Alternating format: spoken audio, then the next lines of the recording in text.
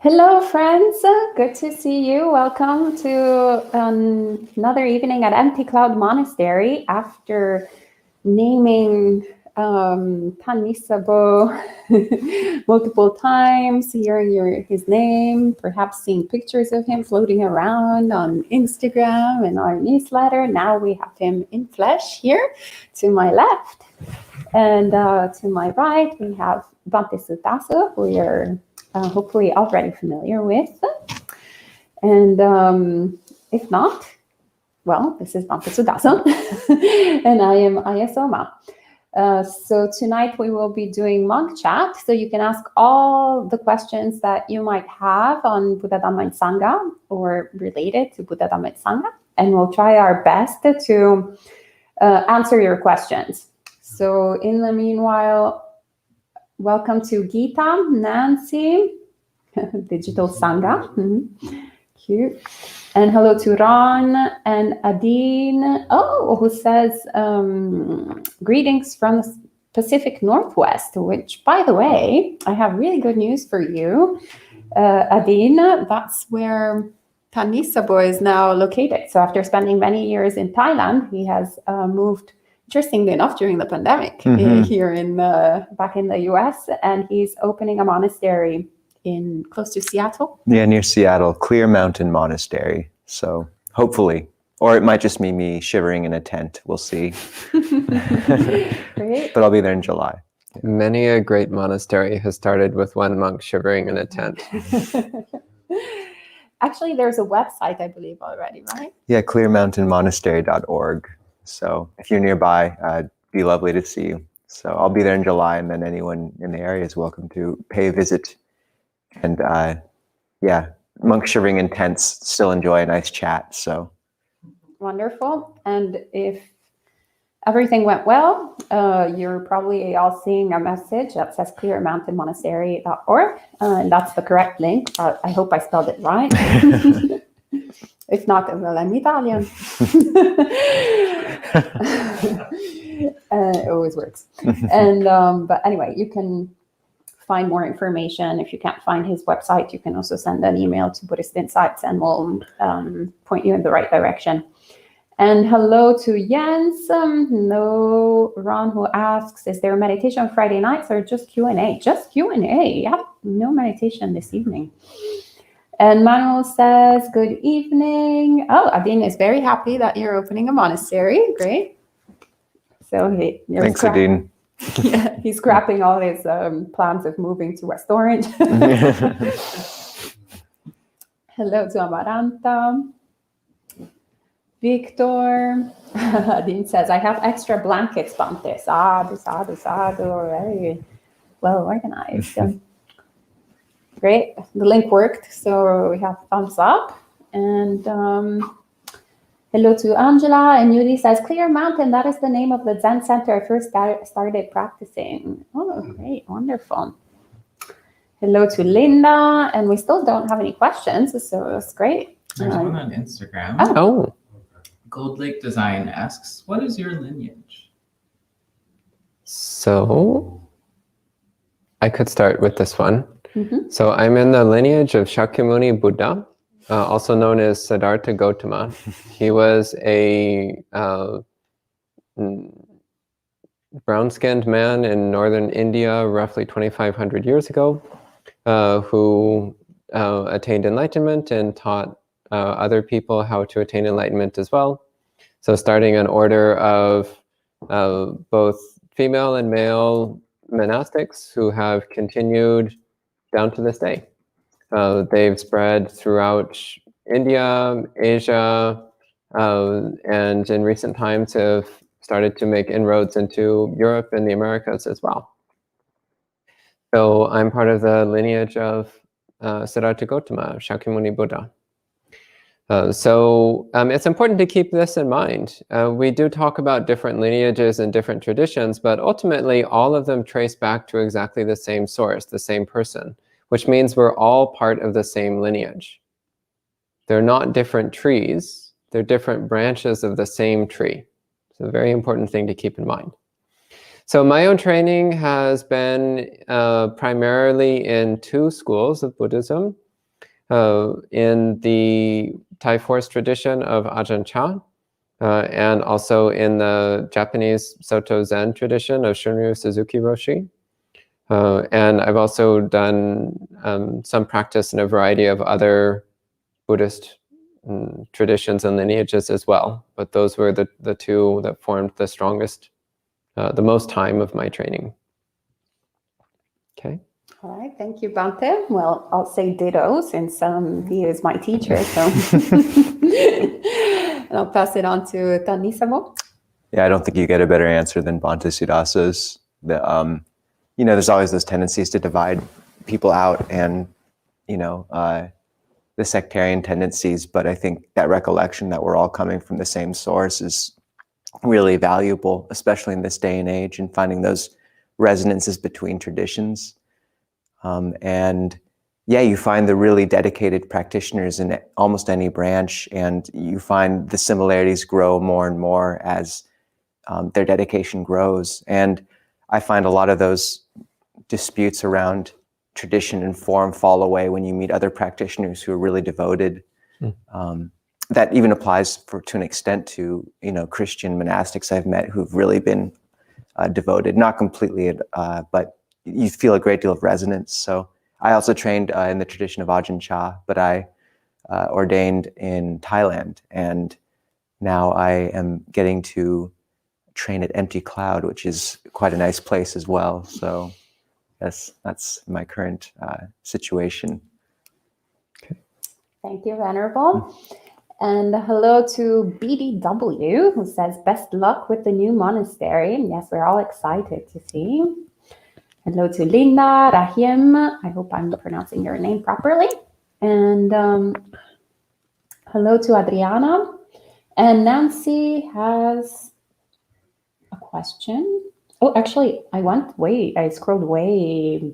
I'm getting older, so I can't use technology anymore. So I rushed too much. So let's see. Nancy says, who, what, or how is karma determined for this and / our next life?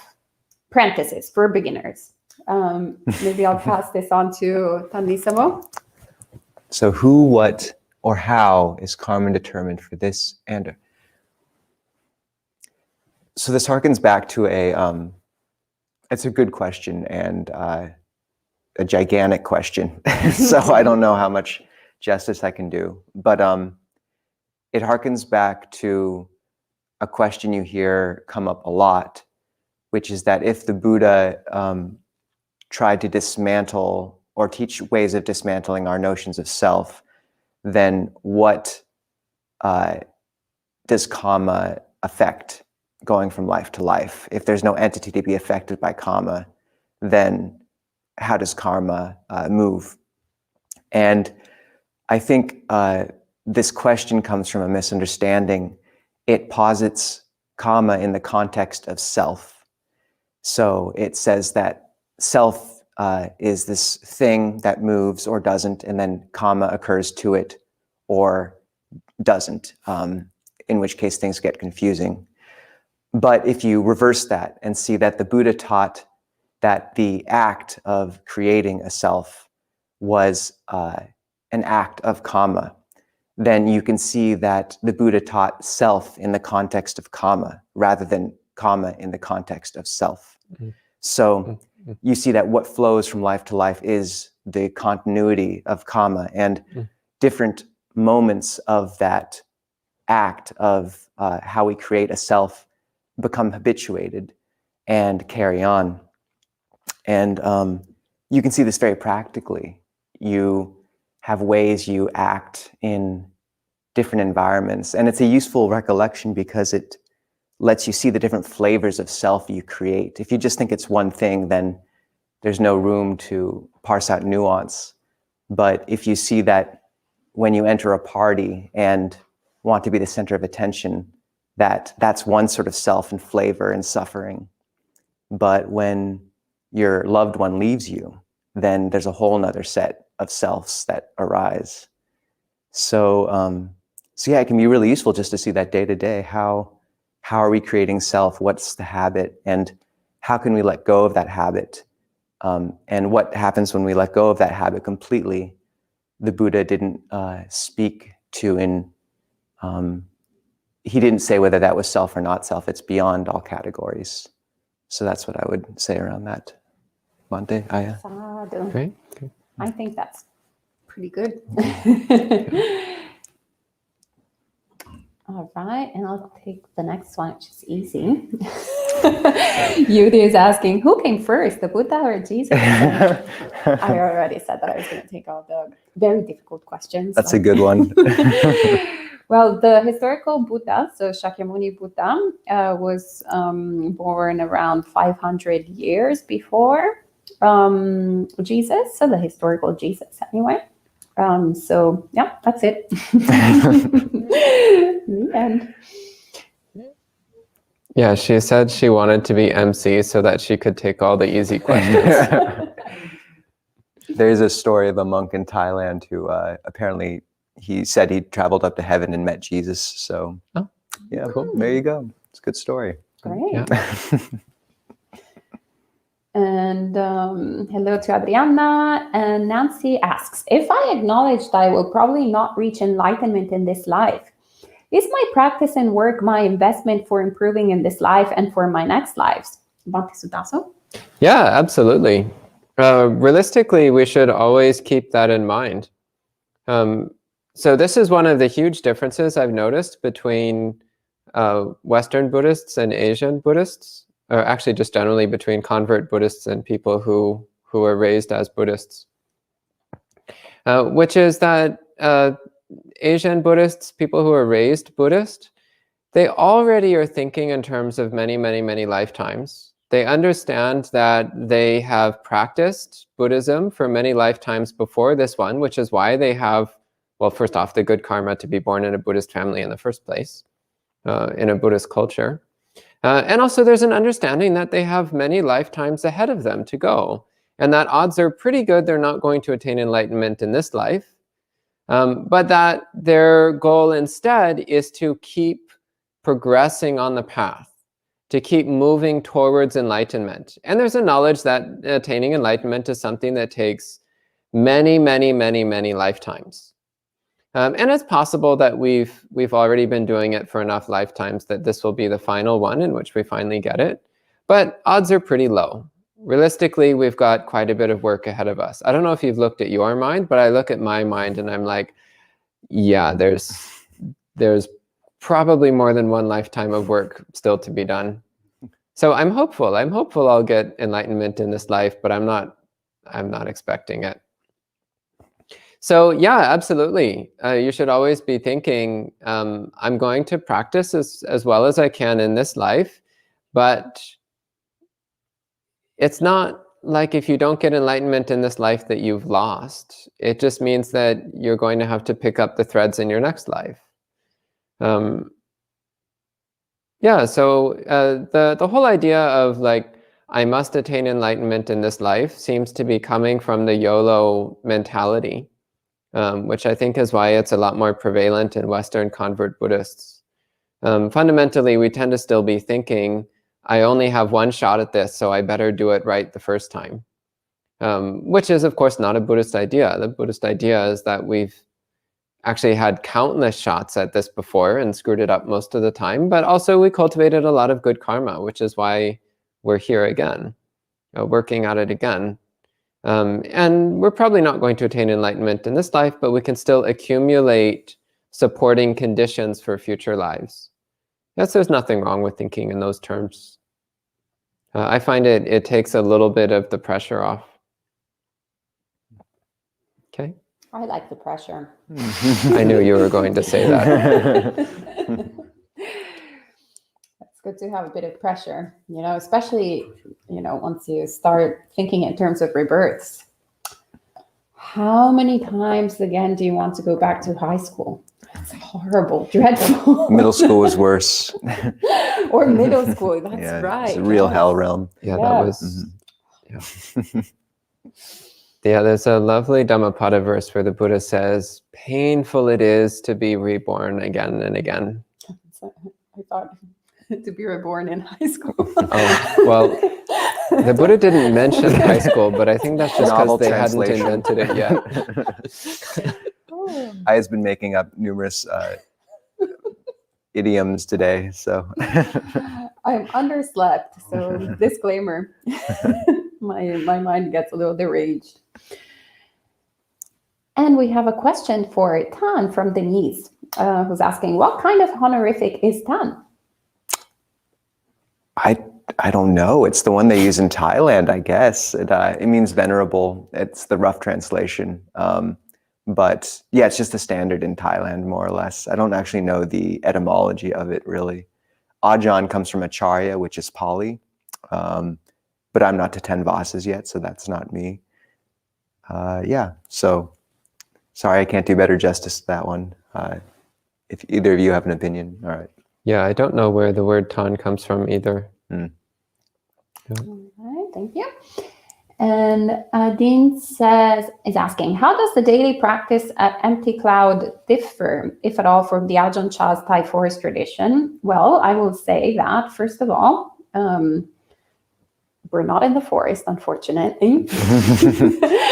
And we're not in Thailand. So what I like to say is that, there's the Thai forest tradition, and then there is the American suburban tradition. That is what we are creating here at Empty Cloud.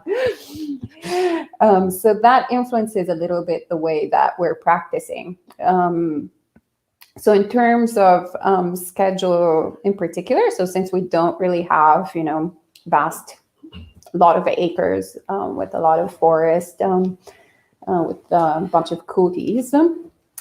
So then there is more of a sort of main building where we get to interact with, or at least visually, with each other most of the time. So we have more of a flowing, like a river type of schedule. So it's a little bit more busy than in a regular Ajahn Chah Thai forest monastery. Well, for starters, we have like 6 live streams a week, so that makes it a little bit more busy. But the monastery is definitely inspired by this tradition, since that was the one that Bhante Sudaso was born in as a monk. And it was also the first monastery I went to. And we also have lots of visitors from that tradition. So there's some overlapping, but there was also some radical differences. What about your, do you have any contributions? Yeah, fair enough. Yeah, and I mean, I'd say that, you have 2 flavors of the Thai forest tradition. Sometimes you have, in Thailand, it's the culture has this natural undercurrent of levity and metta. It's been a Buddhist culture for so long that it's really internalized in the culture. About 30% of the Thai language comes directly from Pali. So, it's not for nothing that they call it the land of smiles. And so the really austere, strict, and orthodox side of the tradition can flourish there, and it balances very well with the Thai character generally. But what happens when you kind of take a self-hating Westerner and stick them into that environment is it's like mixing acid with acid. So it's not great necessarily right off the bat. So what I've seen happen a lot in the West is the teachers really open up the form a bit more, stress community living a lot, allow things like art, contribution to the monastery as a whole, and really work to give the heart a way to be nourished as well. And Empty Cloud is, I'd say, one of the epitomes of that. It's a really broad and engaged life in the best way, but with substantial periods of time really set aside to practice and a devotion to the study of Dharma as well. So for me, yeah, it's a confluence of a traditional and austere orthodox seed with that is flourishing into something which is quite joyful and broad and beautiful. So it's a good combination here. I think we're figuring it out slowly in the West, and this is certainly one step towards that. Thank you for the kind words, It's true. Tamisavo. He's very kind, way too kind. Actually, his only defect is he doesn't want to move here permanently, but, but we rejoice for all Well, of you. they have blankets for me, apparently. Yeah. So. We rejoice for all of you in the West Coast that will have him close by. And we need more monasteries, so it's good. It's good news. There's multiple questions on Instagram. Great. One from Artistic Landscaping is, my children's father became sick 12 years ago. Myself and my children suffered for 12 years because of this illness. Was this collective karma? I'm a better person because of his illness. So technically speaking, there's no such thing as collective karma. At least this is the way that we normally talk about it in Buddhism. Rather, there is each person's individual karma. And when several people have their individual karmas synchronizing, then that creates the appearance of collective karma, the illusion of group karma. But technically, it's each person's own karma ripening or expressing its fruit, its result. And it's going to be different for each person. So you might say, oh, well, we all had the same experience, but actually, no, you all had different experiences. So whether it was your husband being sick, or your father being sick, or your brother being sick, or your friend being sick, it was all the same person getting sick, but each person had a different relationship with that person.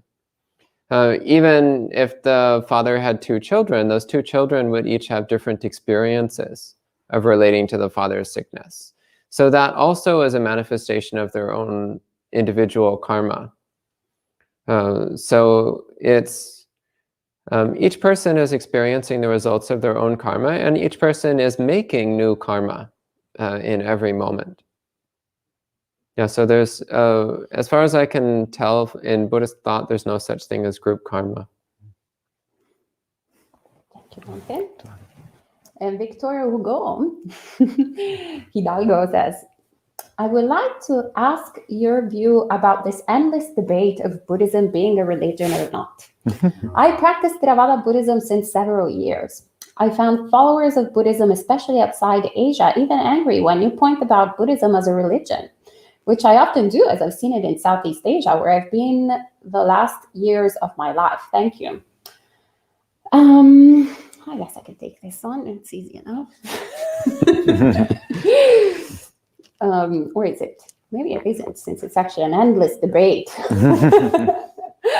So, I don't know. With all these endless debates, I think my kind of attitude is more like, does it really matter?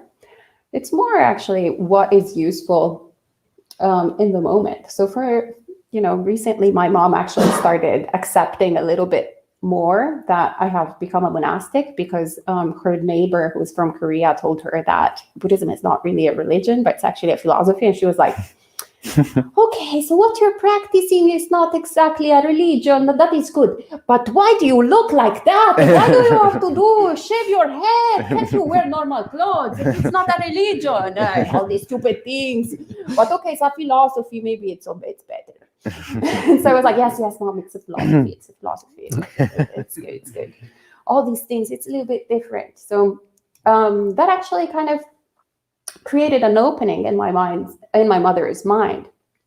So that was beneficial. That was skillful. Instead of having a strong reaction towards the Dhamma, like strong negative reaction, perhaps, towards the Dhamma, towards her daughter, having picked the holy life, then I think it's beneficial, because the result is wholesome. But if I stuck to the view that, actually it is a religion, I feel it as a religion, and it's actually the only religion that matters in the world, all the rest of the religions are not even worthy of the name religion. All of that is not really beneficial for myself, because I just, practice my dosa, practice my aversion. It's not beneficial for her, because that will also lead to, her practicing her aversion and her dosa. This is not beneficial for myself or her. So we tossed that out of the conversation. So always look at what can you bring to the conversation. So if there are people who are actually practicing the Dhamma, but they don't feel comfortable with, using the label religion here in the West, it's all right, It took me, actually, I started a Buddhist organization, this one, as a layperson, and it took me a year before I even called myself a Buddhist. There was a strong resistance to it, probably because of the connotation of the religion. And then after it took me, it was taking me forever to describe what I was doing to people. They were like, so you're not a Buddhist? So exactly what are you doing? And it would take me half an hour to describe exactly, my practice and why I was hanging out with monastics and doing a bunch of meditation. I was like, I think there's a word for that, and that's called Buddhist. So you start embracing these, so to speak, religious trappings, because they're actually useful, they're beneficial. We understand that they're means to an end. But if you have the good karma of being born in Asia, you normally don't have all this, sort of resistance towards all these notions. It was really impressive for me to actually meet, when we started the organization, some Thai friends who were about my age, and they were extremely devout and religious. And I was like, wow, I don't know anyone in Italy who's religious who is my age. And I was like, I think actually it's because this religion never disappointed them, never let them down. It's something that is very, very beautiful, very wholesome. It's part of their day-to-day life, and that's wonderful. That's great. So yeah, we can rejoice in a mind that has pleasant associations with a holy life that creates conditions for wholesome qualities of mind. But that is what is. Let's not get too stuck on terms, forms, or what we like or what we don't like, or that view or that other view, and just see what is beneficial for everyone. There's another question on Instagram. Yeah, thank you. And Gaurav asks, how to follow the 5 precepts, especially avoiding sexual thoughts? Bhante, I want you to take this one. Oh, well, with the 5 precepts, you're not required to be celibate. So with the 5 precepts, you don't need to worry about getting rid of all sexual thoughts. All you need to do is to avoid sexual misconduct, which in Buddhism is defined around harmful sexual activities such as sexual assault or infidelity. So breaking the trust boundaries in sexual relationships. But it's not about trying to remove all sexual thoughts from your mind. That's something which monastics tried to do, but it's not something which is expected of 5 precept lay people. So you don't need to worry about that just yet, unless you're planning to become a monastic, and then it becomes relevant. Okay. Great, thank you. And Rahim asks, I'm new to the Dharma. Any advice on beginning and strengthening my meditation practice? Tanisa, would you like to pick that up? Welcome. It's a good family you've come to. It's an old family. The Buddhist monastic order and the tradition it embodies is humanity's oldest institution, except for the Jains. They beat us by a few years, so we always have to say that. Yeah, so it's anumodana on coming and beginning to practice, and I think that moment is really important to pay attention to. The Buddha has a teaching called Transcendent Dependent Origination, where he speaks about the cycles that lead to suffering and how they usually compound and compound, but that sometimes suffering actually leads to faith, which leads to joy, which leads to rapture, which leads eventually to enlightenment. And I think we all remember that pivot point when something, instead of leading to just more bewilderment, turned us towards the spiritual path. And an intuition grew in us that there was something truly worthy that we should be following. And I know the Buddhist tradition resonated with me and still does more than anything I'd ever heard. So I think really rejoice in having come to this. It's an amazingly potent teaching. And it is practicable, and it does require discipline. So to begin with, getting a daily meditation practice, preferably in the morning. It's basic hygiene as someone coming to the Dhamma. So 20 minutes a day, at least, I'd say, if you can. And that's been shown to improve happiness set point within about 3 months, which is something that almost nothing else does, including winning the lottery. So you've won the lottery and then some. And so 20 minutes a day is good, but I'd say tuning into what electronic, like internet resources you can, like these live streams, getting some teachings. When the pandemic dies down, then really finding a community you can practice with. And I'd say it's very helpful to especially go on retreat. That really helps jumpstart a practice. A 10-day retreat will give you a foundation to move forward with, and that's important. And from what I've seen, 20 minutes a day is the beginning of what you can cultivate. But if you can move towards getting 2 30-minute sessions a day, that's very significant. And there seems to be a sea change that occurs in people's lives around that point. And then eventually, for all those watching, if you can work up to at least 2 45-minute sessions a day, that really will change a life. And then more is even better, obviously. But I'd say getting retreat, finding community, and practicing diligently, and beginning to look into holding precepts, and just, it's a wealth of teachings. And each aspect is essential. So just tap into as many as you can. And the precepts are the things that get left out most of the time in the West. So those are important to look to. Speaking of PSA, actually, Venerable will be leading a day long this Sunday. So you can tune in on Sunday.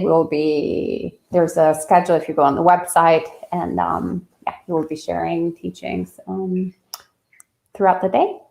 Yeah. And Kumo asks, this can perhaps be for Bhante Sudaso, could you please explain the way the Anguttara Nikaya is compiled? Are they all new suttas or suttas taken from other Nikayas according to numbers of factors explained, 1s, 2s, 3s, etc.? Well, unfortunately, we don't actually have clear historical records on these things.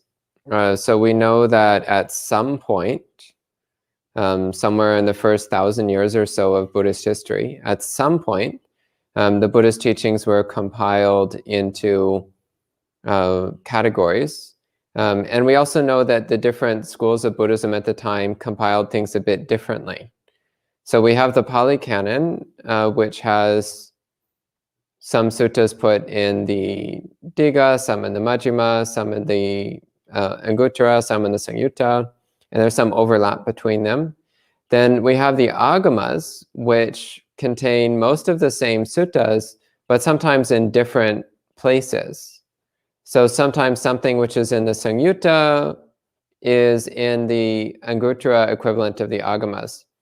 So there wasn't universal agreement among the early Buddhist schools about how to categorize the suttas. So why were certain things put in the Anguttara? I don't know. All of them have something to do with a numbered list. Many of them can be found as part of other suttas, longer suttas. Many of them are found only in the Anguttara Nikaya. I've never really given any thought to it because ultimately it doesn't really matter. What matters is that the Anguttara is full of really great suttas with really great Dhamma. So I've never really cared too much about how the compilers decided to put them all together. I mean, realistically, the sutras are arranged in a pretty random, chaotic, haphazard way. So whoever was compiling them clearly wasn't using any kind of logical scheme anyway. So trying to figure out what scheme they used was never of interest to me. Thank you, Bante. So David on Instagram says, what is the process of becoming a monastic? Ooh. Yeah, it was your Perfect process. for me. What is the process in general for becoming a monastic? Well, go to a monastery and act somewhat sane. Don't do extremely deranged things. Be helpful, ask questions, be interested in the Dhamma, and then ask to be ordained. And the chances are that the community will be actually happy to have you join. Don't you have to start a new nonprofit in New York as well in that process? Or Well, that gets into... Well, Ayasoma's story is not the usual story. I don't have any usual stories actually as a layperson or as monastic. So I'm a little crazy, but good crazy, I like to say. And venerable, for whatever reason, I thought there was my lack of sleep. And Jens here asks, Bante Sudaso, this is directly for Bante Sudaso. In regards to mindfulness of the body, I ask you, as I have heard more topics on this from you. Please, no offense to the other venerables, none taken. When focusing on a sensation of the body, currently it seems I generally reflect the sensation only occurs in the mind. Instead of focusing on the sensation, I start investigating how the mind creates the sensation, and it only exists in the mind. I do not know what to do with this. Thoughts? So what you're doing there is a form of insight meditation, which is actually quite an interesting investigation. But that's not mindfulness of the body as I teach it. I teach it as a practice of, first and foremost, a practice of samadhi. So a way of developing mindfulness, concentration, serenity, and joy. That's the main practice that I teach mindfulness of body for. So the practice that you're describing is not wrong. It's just that it's a vipassana practice. It's an insight meditation practice. So I would say, stop doing that. And devote yourself to just feeling your body. Not thinking about how the sensation occurs in the mind, or investigating how the sensation does this or does that, or pondering the connection between mind and body. Not doing any of that. Just feel the sensation. Mindfulness of the body is actually incredibly simple. Just feel your body. That's it. And when your mind starts to wander off and do anything else, just come back to feeling your body.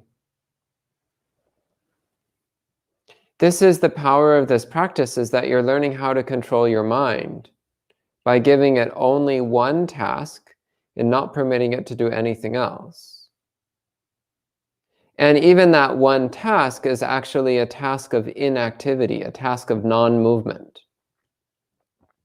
So it's a very powerful and potent way of training the mind to sit down and hold still.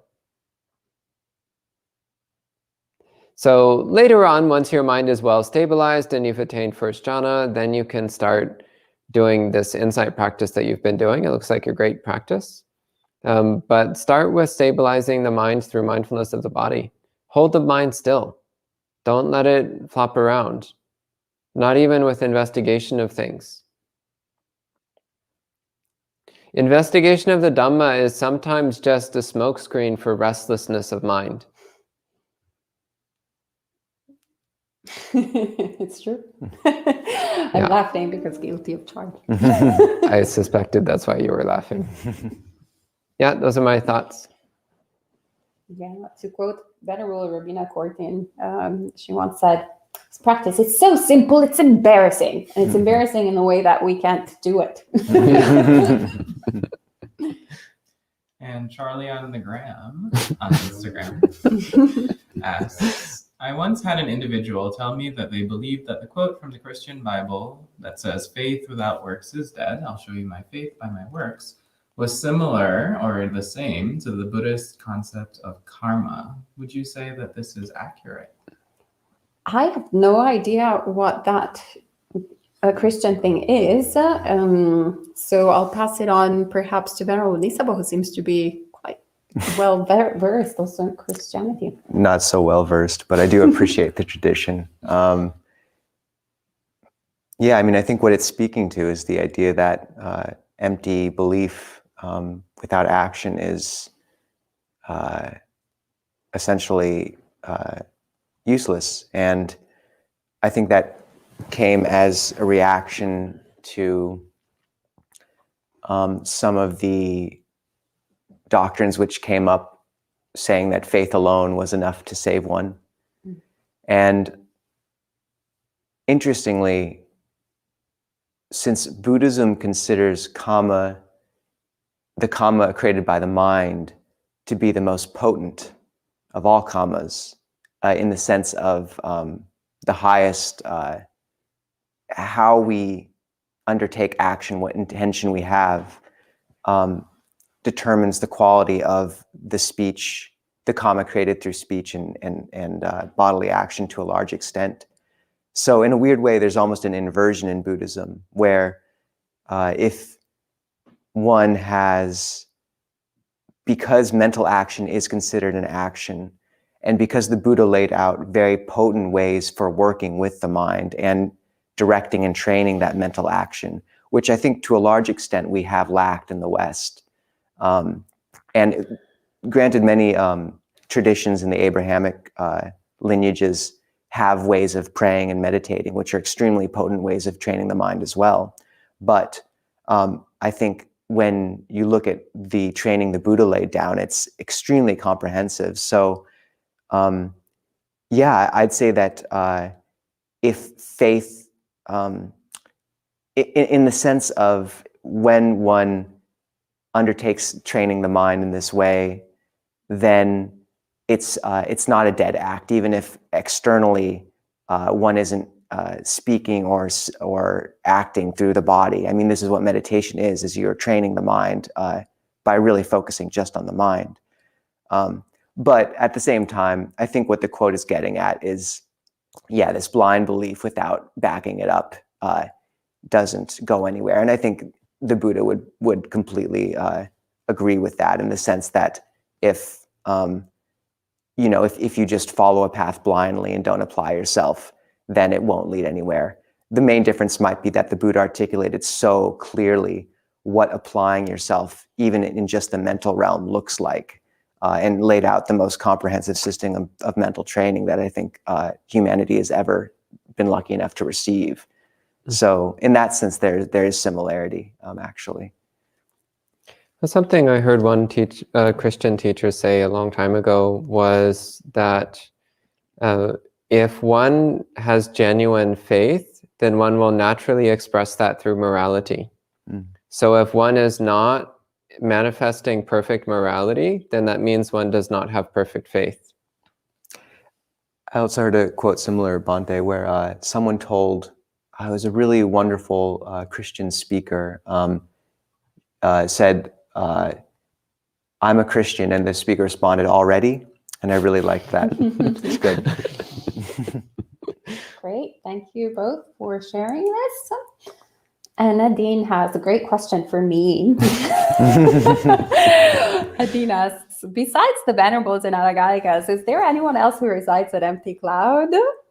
Well, we have two other Venerables that you're familiar with. So I assume you're including those in the Venerables. So 5 Venerables and 1 Anagarika Drew. And currently we have 3 lay residents. But some of them will be leaving in a couple of weeks. So there will be new lay residents arriving. So actually PSA, there's we have a residency program during COVID, minimum of 1 month. So you can apply, you can send an email to the monastery if you're interested in spending some time. And Angela asks, are prescribed drugs and medications considered intoxicants to be renounced or helpful to the path? I feel like the line may be blurry, especially today with medical marijuana. Okay, would you like to pick that up?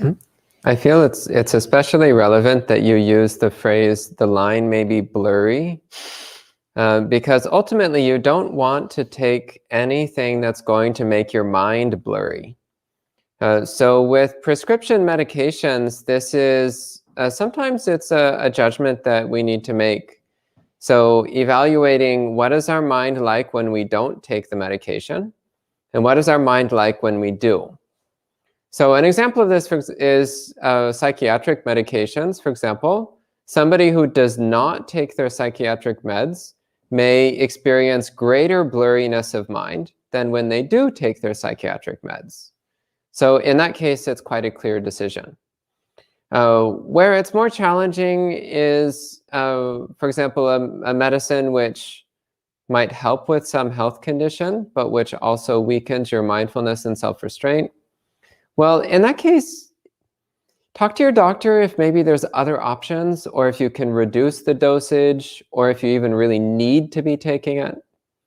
Or in the case of painkillers, I've known some people who are taking high-powered opioid painkillers for long periods of time, many months or even years, which is just mind-blowing that you could be taking those things every day for that long.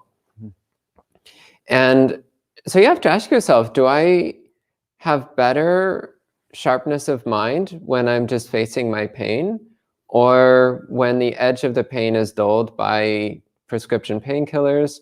And if so, what's the absolute lowest amount that I can take? So that's kind of what you're aiming for, is if you have a severe medical condition that requires taking medications that blur your mind, then you want to take the smallest amount possible and talk to your doctor about if there's any other option. Yeah, and if it's possible to not take anything that blurs your mind, that's usually the best option. Thank you.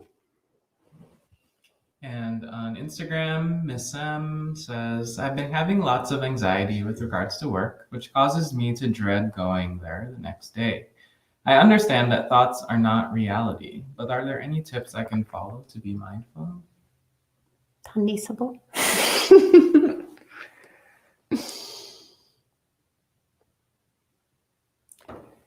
Dreading work, right? Oh, we've been there.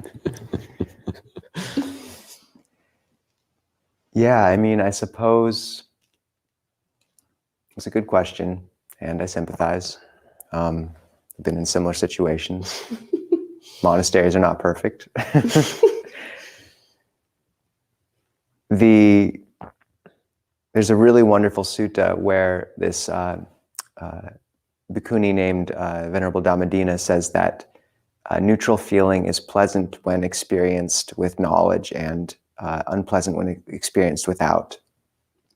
So I think this is the power of meditation practice and of training the mind, is if you are taking the time to meditate in the mornings and establish mindfulness, then the quality of your life, even if it is,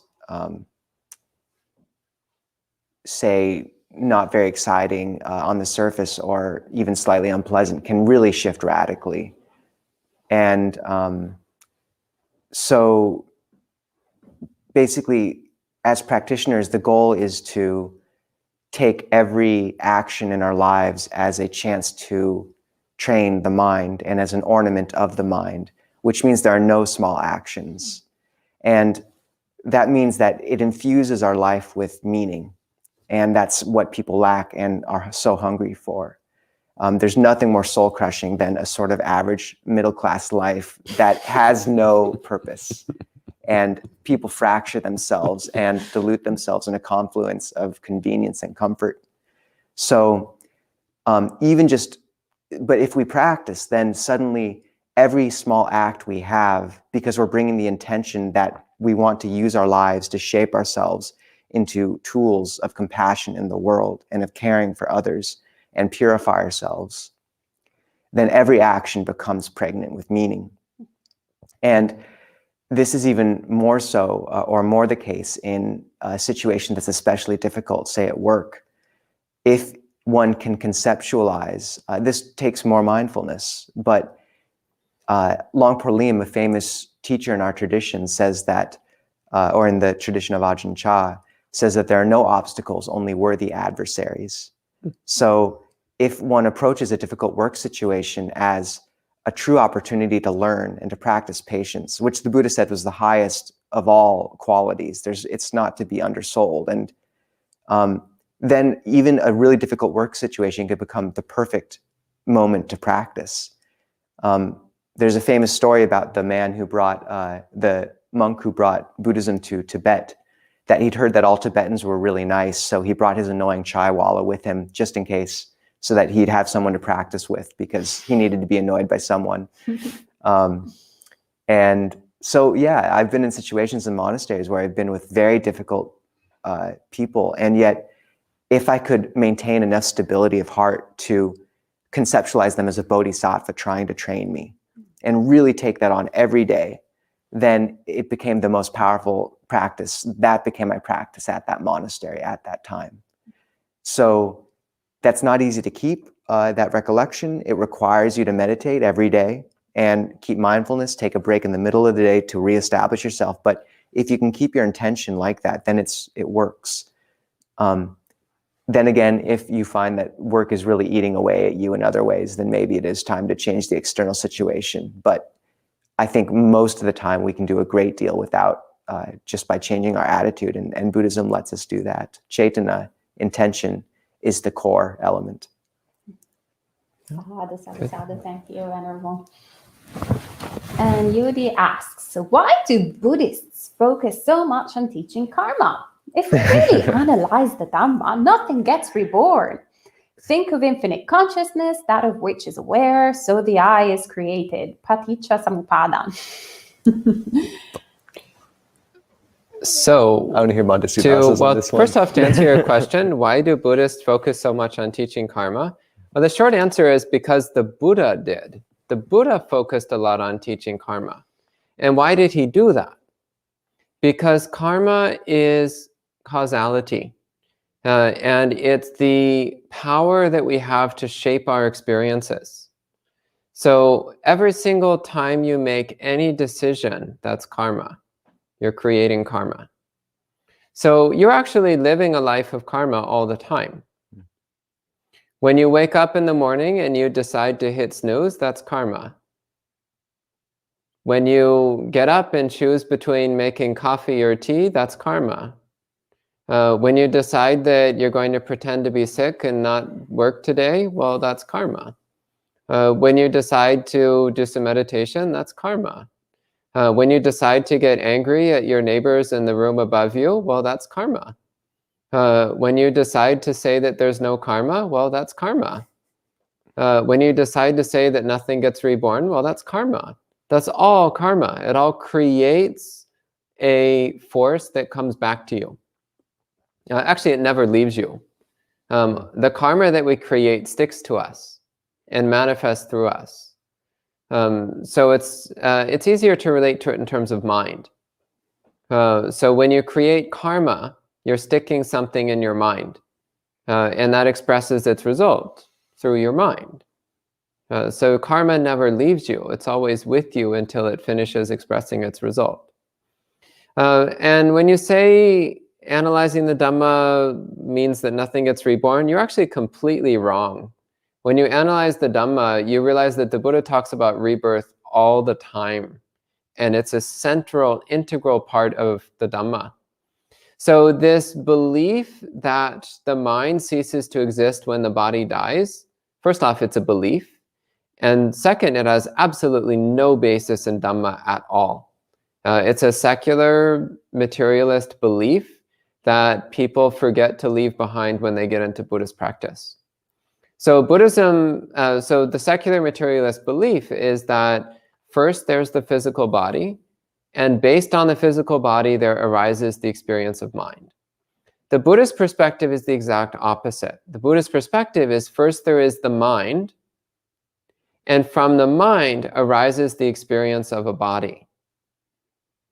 So whether a body is dying or not is completely irrelevant, because that's just an experience occurring in the mind. The death of a body does not cause the mind to cease to exist. It's just the mind experiencing a body dying, and then the mind experiencing a body being born, and then the mind experiencing a body dying, etc.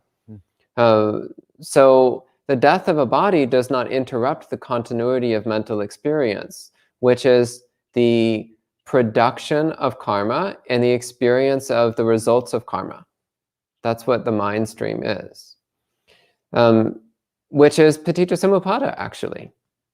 Paticca Samuppada is describing how the mind stream is constantly creating the experience of a body based upon its habits and tendencies and conditions.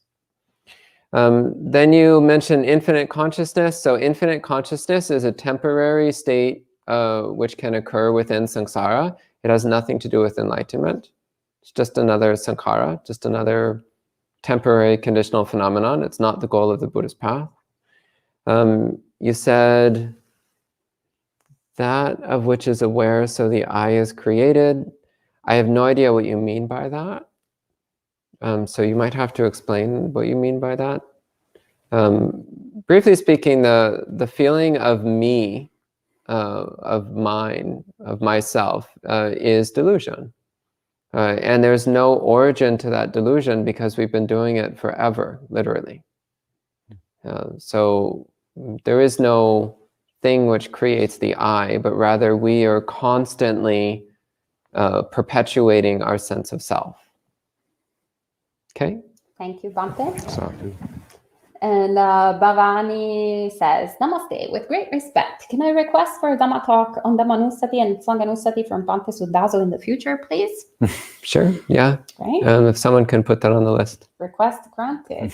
Okay. And on Instagram, Chris Lee asks, do you have any insight on dealing with addiction issues? I know it isn't simple to address, but any tips or advice is welcome. Your turn. All right, I'll take this one. Dealing with addiction. Well, actually, from my practice, I have to say that I've come to the understanding that it's actually quite arbitrary how we use the word addiction. It's like just in regular life, and I think we actually just do it for we kind of outline a few things, normally substance addictions, but simply because they interfere with the flow of sort of the suburban, the American dream type of thing, with the day-to-day of society. So then we, kind of highlight, well, those people have addictions. But realistically, when one starts this practice, it's actually very humbling to realize how we're all addicts. And really, it's more the sort of the substance that we're addicted kind of shifts, perhaps, has different shapes and forms based on our karmic conditions, so on our particular individual characteristics. So many people seem to be addicted to chocolate. I do not have that particular addiction. So that is unique. But it's really, constantly, fundamentally trying to appease that suffering, that underlying suffering with something external. So until we actually find the teachings where it highlights, well, the suffering is caused by desire itself, not by the fact that we don't have whatever we think we need in order to appease it. We're all addicts. So truly only enlightened beings are sane and not addicts. So the practice is always the same for everyone. There are certain groups that have started, definitely here in the West that I'm aware of, that tackle or use the teachings of the Buddha specifically to address, the addictions, the ones that we normally call addictions, so substance abuse of different sorts and the consequences that they have. I have never been to each one of them, but I've heard, but I know quite a lot of people that have been involved with all these groups, and only heard good reports, so they're highly recommended. So Refuge Recovery, I think, is one of them. I think they changed their name. Recovery Dharma. Recovery Dharma. There you go. Yeah. And That's a nationwide organization, but there's a lot of smaller local groups that do similar things. So one here in New Jersey is called Noble Steps, and there's a number of others around the country. yeah, normally if you put recovery, Buddhism, and whatever the type of addiction, then you'll be able to find a lot of different results. And Michael, good to see you, says, in India last year, we encountered many beggars at Buddhist holy sites. Some of my Buddhist companions suggested that this was the result of their karma, and we should not interfere with it. My position from a Buddhist point of view is that if I help them, then my help is also a result of their karma. Kindly give your thoughts on this. Tannisable? Yeah, your friend's recollections are extremely unskillful uses of the concept of karma. I mean, the Buddha compared his teaching to a snake where you could grab it by the head or the tail. And if you grab it by the tail, it'll bite you. And similarly, when people encounter karma, they can, take this sort of blaming attitude. And I think a good analogy of how one should skillfully approach this is, you imagine driving down the road and you see a wreck and you get out and investigate and you find the person on the ground and they're alive but unconscious and you smell alcohol in their breath. You can be somewhat sure that the wreck was a result of the drinking that they were doing, but it doesn't mean that you don't immediately try to help and save them. It just means that you also have the thought that drinking is, you can piece together certain or connect certain dots, and you know that drinking is dangerous in this case. And so a similar approach is skillful with regard to karma. Everything we do in our lives all the experience of our lives is the result of past karma. There's no alternative apart from a situation in which we have no say at all in what happens to us, and everything is a swirling vortex of random change. And I don't find that option preferable at all, because with the teaching of karma, at least, we can move towards awakening, and our action can pave the road towards our own liberation and others.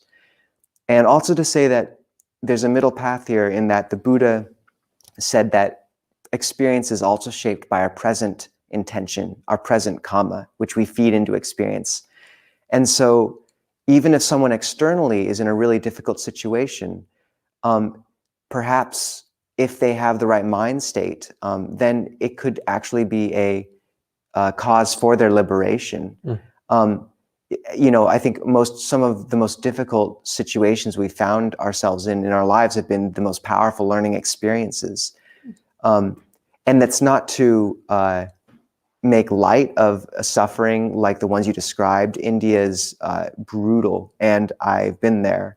And I think there does come a point in terms of someone's difficulty in life where it is really difficult to think in these terms. So I don't want to make light of that at all.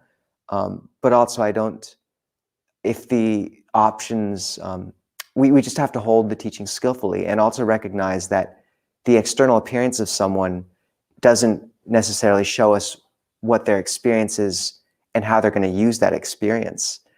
Depression rates in suburban America are 6 times higher than depression rates in similar parts of some of the developing world. Obviously not places or communities where people don't have enough to eat, but situations where people do have a lot less, but they have a tight-knit community.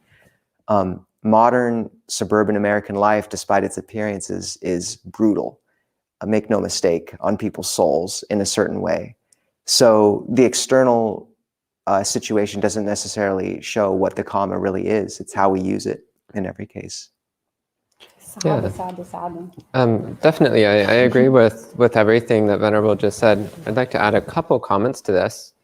First off, keep in mind that we don't know what conditions that person was in their past lives.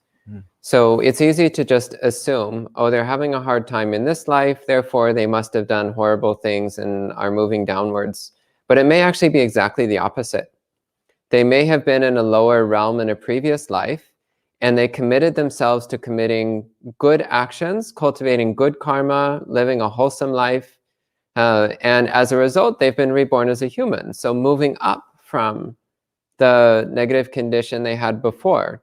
So they may actually be on an upward track as the result of a lot of good karma. So not just automatically assuming that they were evil in the past, but maybe they were actually good in the past and they're moving upwards as a result.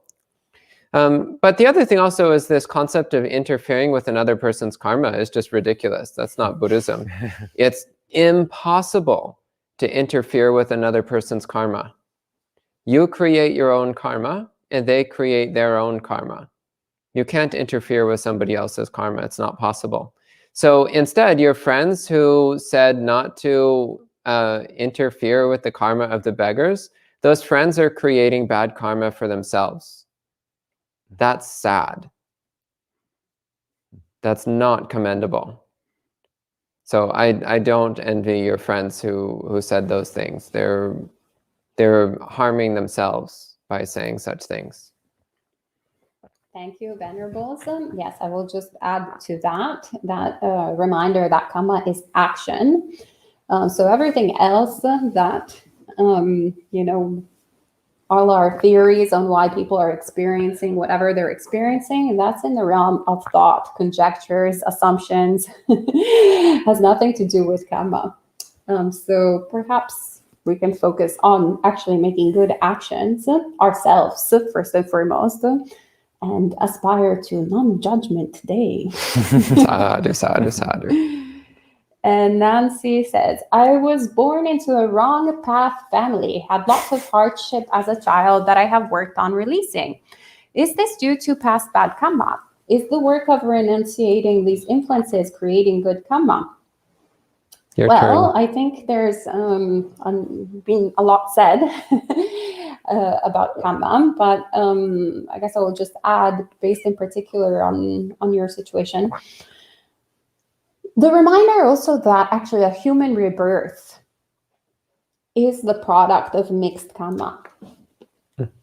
So if we had only a prevalence of good karma, so good actions that we've done in the past, we would be having a break in the heaven realms. It would be great. We wouldn't have a body. Nice break with no coronavirus, that the body can't get sick, all of that. So apparently we didn't create the right conditions for heaven rebirth, but we also didn't create the really bad conditions of a hell realm, right? Because we have a human rebirth. If we had only made really bad actions in the past, well, there's lots of descriptions in the suttas that are very similar actually to the Divine Comedy of Dante Alighieri. The hell realms, there's quite the overlap. So we're not experiencing that, but we're experiencing a human rebirth that has a bit of a mix of both good and bad, good and pleasant, pleasant and unpleasant sensations. And so I think with karma, I think it's useful to think of it in terms of these sort of seeds that we carry around, right? And then if the conditions are right, if we sometimes put the conditions together, they will produce a particular result. But that result, it's not necessarily like, oh, it will happen right now, tomorrow, in a few years, next life, etc. There's so many different conditions, causes and conditions that come into being and create that result. So the invitation is, yes, of course, embracing karma. So empowering ourselves, actually, I think it's also what Venerable was pointing out with his answer previously. Like finding the empowerment of karma. Karma is not like a punishment, something sort of metaphysical that, there's karma. That now, what goes around comes around, and it's going to be a train wreck. But rather, it's actually something, it's really good news. It means that we're empowered to make wholesome actions now that we know that these actions have results, now that we know that we don't live in a random world. This has been one of the biggest gifts that I got through Buddhism. When I started thinking in this way, most of my suffering prior to the Buddhist path, actually, I realized was the experience of living in a chaotic, random world. It was awful. I did not understand why all these awful things happened and really good things happened.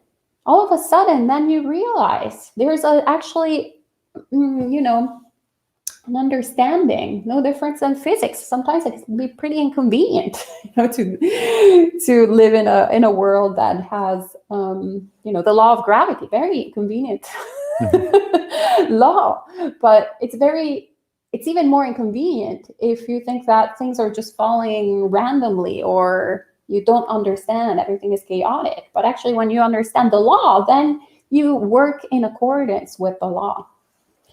So whatever has happened, whatever you've done in the past, and whatever unpleasant experience you've lived in this life, it is what it is. I wouldn't spend too much time in dwelling in thought and thinking, oh, I might have done this, I might have done that, but rather ask yourself, what can I do now that can lead to wholesome results, to the cessation of suffering?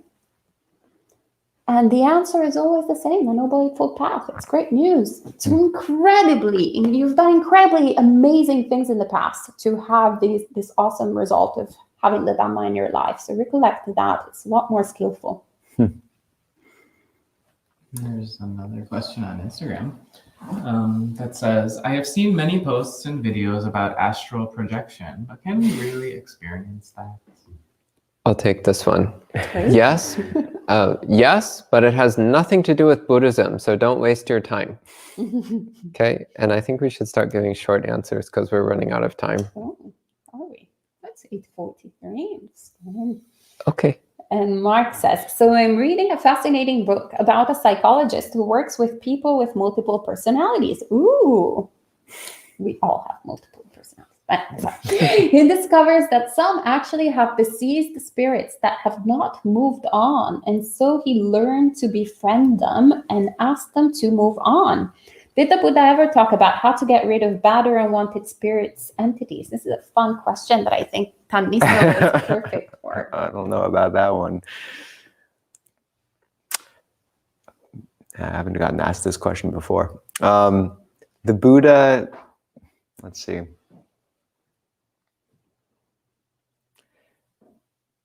Simply put, there are traditions in Thailand and elsewhere talking about how to work with things like that. But the Buddha came back time and again to the protective power of sila, of morality, and how when one keeps, one of the benefits of keeping good morality is that one experiences no fear.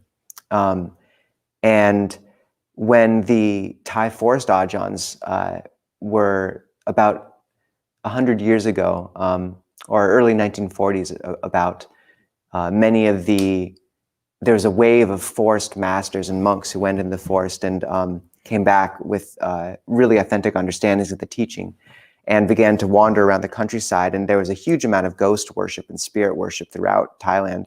And continually what they would do is really tell the people to get rid of these shrines and just practice, take refuge in the Buddha Dhamma Sangha and practice morality and brighten the mind. And if one does that, the idea is that there's a huge amount of protection that just comes from the practice and from taking refuge. And I've experienced that concretely as well.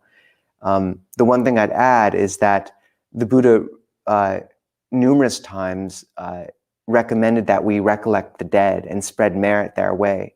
When we do good actions, we should recollect those who have passed and spread goodness and loving kindness towards them. And so that can be done towards any beings that are near one, whether they're visible or invisible. And that only has good results no matter what. And yeah, I've been in monasteries where people have come to the teacher and talked about dreams they've had of dead relatives coming to them asking for food and clothing. And the teacher was like, this happens all the time. And they're asking you to spread goodness their way. So this doesn't mix with the dry materialist worldview, which many hold, but suffice to say that the Buddha didn't require you to believe that right off the bat to practice. Spreading merit and loving kindness and holding good morality have benefit regardless, and will help with these things too, if such things do exist, which we believe they do. Okay, good. Thank you, Venerable. And Ishanti asks, good morning from Melbourne. Good morning, Ishanti. Bhaktisiddhasa, can you please explain why your last thoughts at point of death are so important towards a good rebirth? Well, I'm not sure why you specified me, but I'll answer anyway.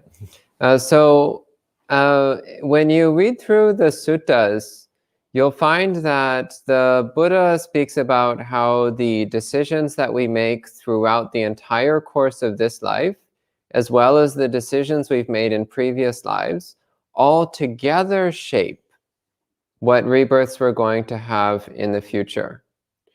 I have not encountered anywhere in the suttas where the Buddha says it's only your last thought.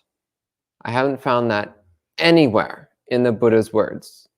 However, that has somehow become a common belief in many Buddhist circles over the intervening centuries. But it's not from the Buddha. So just first off, keeping that in mind. So I actually don't believe that your last thoughts are what determines your next rebirth, because I don't see that anywhere in the suttas. I don't see that anywhere in the Buddha's words. Of course, your last thoughts are important, but so are the thoughts before that, and the thoughts before that, and the thoughts before that. And so are all the actions that you took based on those thoughts. So if you spend your entire life thinking hostile, cruel thoughts and hurting other people, and then right before you die, you have a single flash of loving kindness, that doesn't mean that you're going to be reborn in a heaven realm. You're still going to have an incredibly miserable, painful rebirth. Having one moment of metta is not going to erase all the horrible karma that you created before that one moment of metta. One way I have heard this explained, though, is that if you have spent your whole life cultivating hostile, cruel thoughts, then the odds of you having a thought of metta as your last thought is basically zero. Realistically, you're going to have a nasty thought instead. Whereas if you spend your entire life cultivating morality and kindness and compassion and generosity and loving kindness, then your odds of having a good thought as your last thought is very high. So that's one explanation I've heard, which is fairly reasonable. But I find it a lot easier just to go with what the Buddha said. And the Buddha never, ever, ever said this whole last thought thing. So I don't buy into that. Thank you, Venerable. And on Instagram, Lopin asks, what do we need to get happiness? Do we need to cut the ego? But in order to cut the ego, are there any skills? Ayasoma. Noble Eightfold Path. Good answer. Okay. And Nancy says, can you give examples of the misuse of senses that are subtle, that lay people can practice? Repeat the question. Can you give examples of the misuse of senses that are subtle? Anything? Is that the whole question? Yeah. Maybe you want to clarify. Yeah. Well, either of you as a read on it, feel free. I'm a bit confused by it. I don't understand the question either. Try to ask again. We'll tackle it if we understand it. I'm sorry. Yeah, sorry. I thought they would understand because I thought it was related to something that they said. Because I was like, I'm sure it's a good question. And Next one. Wang Tokong asks, is emptiness a Chinese translation of anatta? So emptiness is from the Pali Sanskrit word sunya or sunyata, which quite literally means emptiness. And it's a concept which includes anatta as well as anicca. So it's not a Chinese translation of anatta, but it's a concept which includes anatta. But yeah, if I start talking about emptiness, we're going to be here all night. Briefly speaking, emptiness is pointing to the fact that things cannot be defined as either existing or as not existing. That's the brief explanation. And on Instagram, in reference to the astral projection from earlier, could you please explain why astral projection is a waste of time? I did not say it's a waste of time. I just said it doesn't have anything to do with Buddhism. You can still do it if you want to. It just doesn't lead to enlightenment. Yep. So there's I don't have time to tell a story. I would really want to hear that story, Bhante. I do have a fun story, but no time. Oh. Die. Come on. Okay, Die okay. doesn't mean to die. It means come on in Italian. So Ajahn Chah, so my teacher's teacher was Ajahn Chah, who was a Thai monk believed to be enlightened. And he never talked about psychic powers, almost never.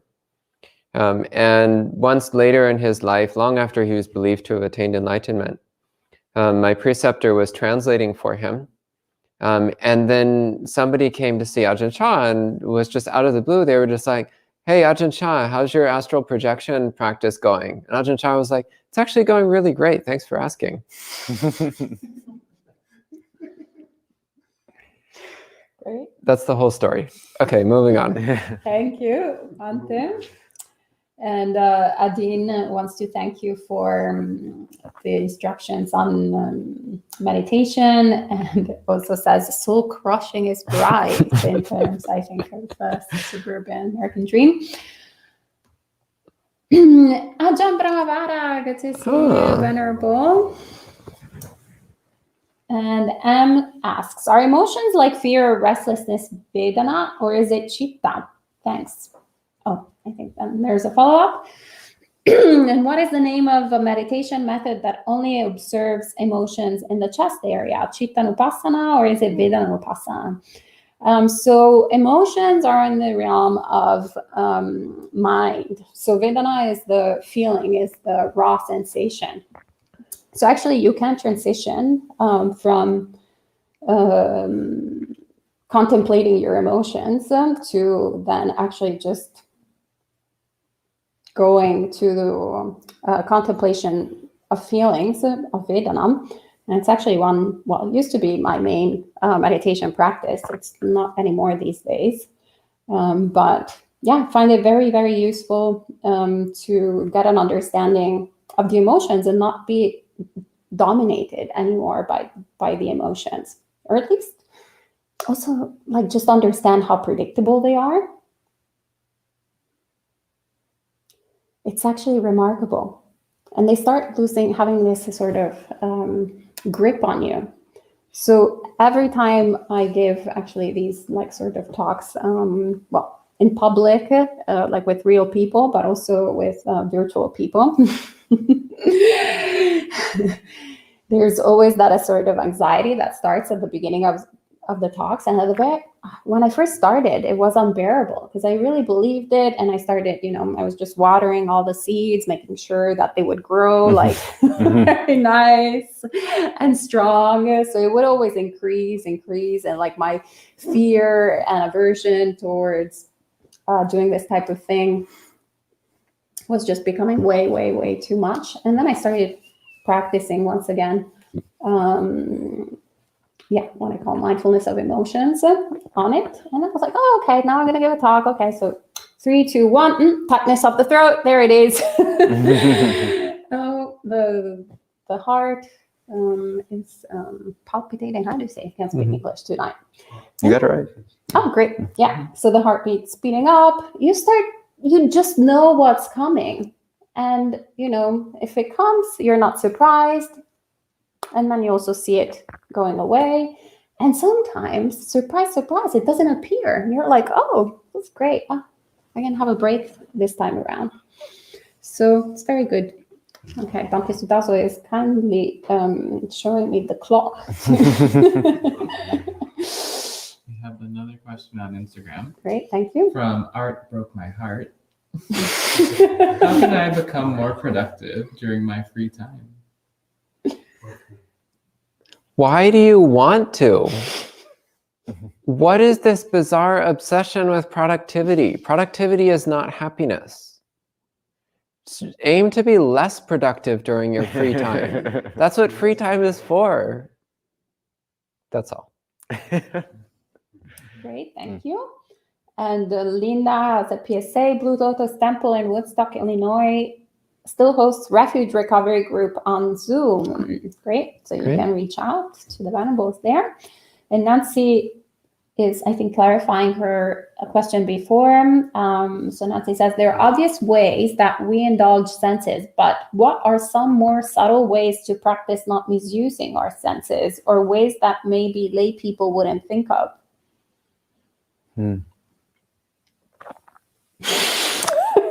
So who's up for this one? I can take this one. Okay. I think I can take this one. It's a good question. I think that the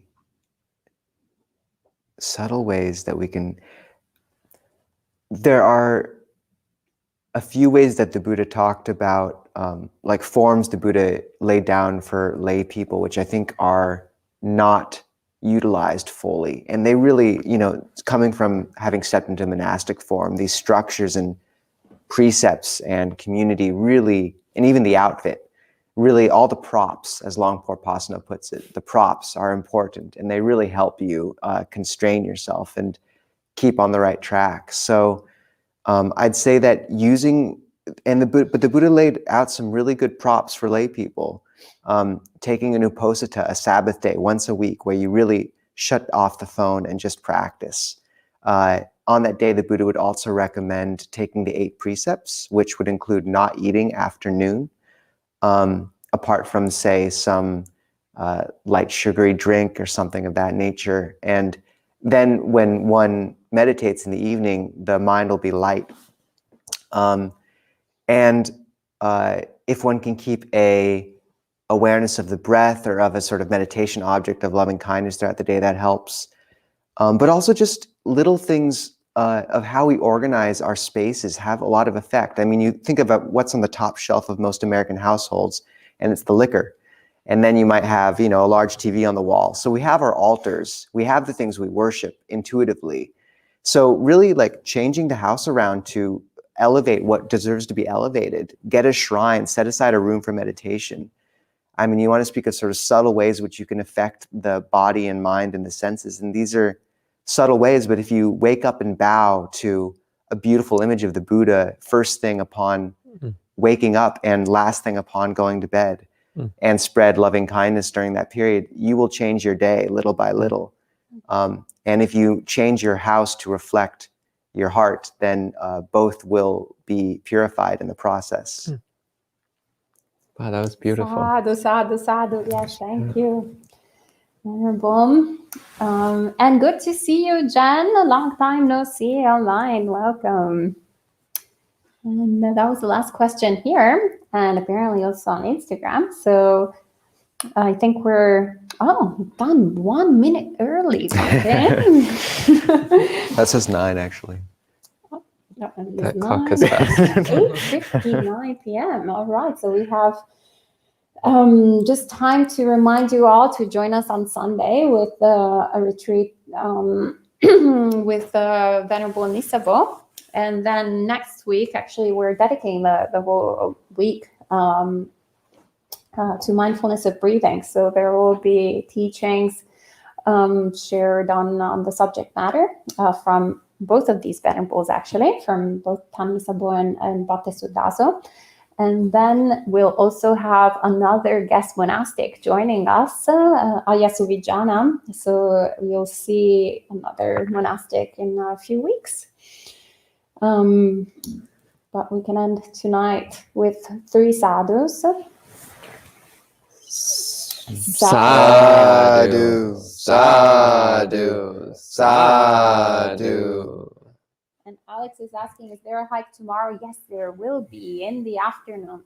That's very good. You're on the program. And Tanisabu will be leading it. Nod, nod, hint, hint. All right. Have a great rest of the night or day, wherever you are. And see you on Sunday.